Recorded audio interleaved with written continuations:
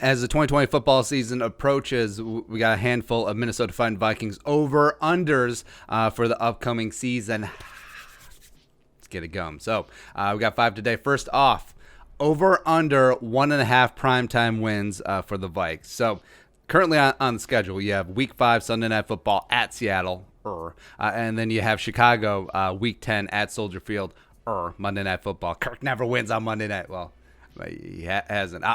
Currently, I do not count Week 16 as primetime, even though that's Friday, even though that's Christmas Day. It's not technically in primetime, even though it's an island game. Blah. So on this, I got the over. And this may be full-on purple Kool-Aid, purple-colored glasses, just hashtag faith, but they're going to get at least one. And also, I think Chicago may have packed in their tent by Week 10, so that one could be easy. I think if the Vikings get some early momentum going, I think they could go into Seattle and really punch them in the face, because years of just failed first-round picks. I mean, Rashad Penny, L.J. Collier, the middle linebacker that could have gotten the 4th round this year, that eventually has to catch up. I understand that they have Russ, one of the few quarterbacks in this league that's capable of just dragging a team along, but I think the Vikings actually get it done this year. I mean, third time has to be a charm, right? 3 years in a row of primetime games in Seattle. I think the Vikings finally pull one out.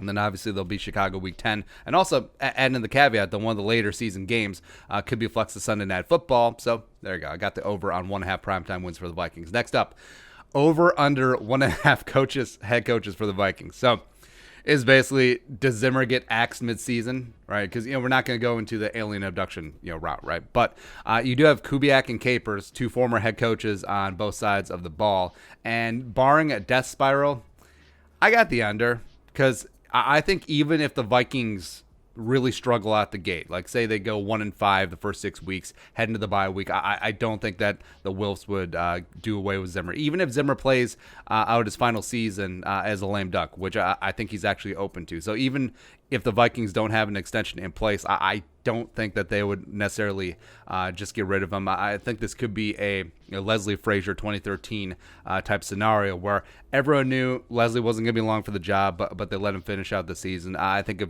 poop really hit the fan, could be a spot like that for Zimmer. And plus, I don't even know if Kubiak's interested in being head coach. He didn't even want to be OC, citing his health issues, but he just wanted that little taste of getting back in. Well, hell, maybe Dom Capers wants it. Maybe it's Dom Capers going full Palace Coup Machiavellian on the bit, but yeah, I got the under. Next up, over under 0.5 Pro Bowls for KIRKY, Jerome, Ezekiel Cousins. Now, Kirk's made the Pro Bowl twice, 2016 as well as last year, 2019. Remember, 2016 was with Sean McVay.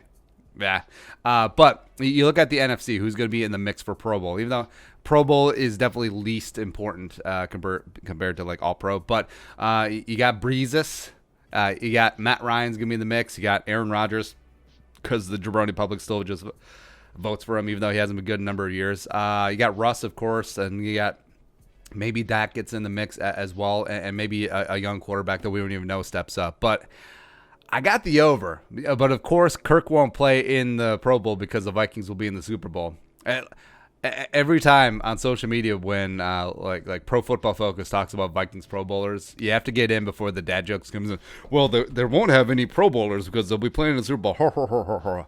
But at least Kirk will be voted in, or as an alternate gets cycled through before he has to miss a game because he's got a bigger game in Tampa next week. Who knows? Next up, over under 3.5 games missed for Dalvin Cook. Now, this one's a little bit tough because you factor in injury, you factor in holding out as well. Now, new CBA, it's very clear about you have to show up for training camp, otherwise you don't get an accrued season towards free agency. But it's really murky in terms of if you show up for training camp, check that box. But what if you just hold out in the regular season? Right? Obviously, you miss game checks, but I think that could be a loophole. I think that could be something that Dalvin could take to the mat if the Vikings and him don't come into a consensus. But I got the under. I got the under on 3.5 games missed for Dalvin. I think he shows up. I think he gets rewarded. I think he stays healthy. I think he shows that he's one of the best running backs in the league. I do have faith. I think he plays a full 16-game season for the first time in his career. So let's go. And then earns every single dime of that contract.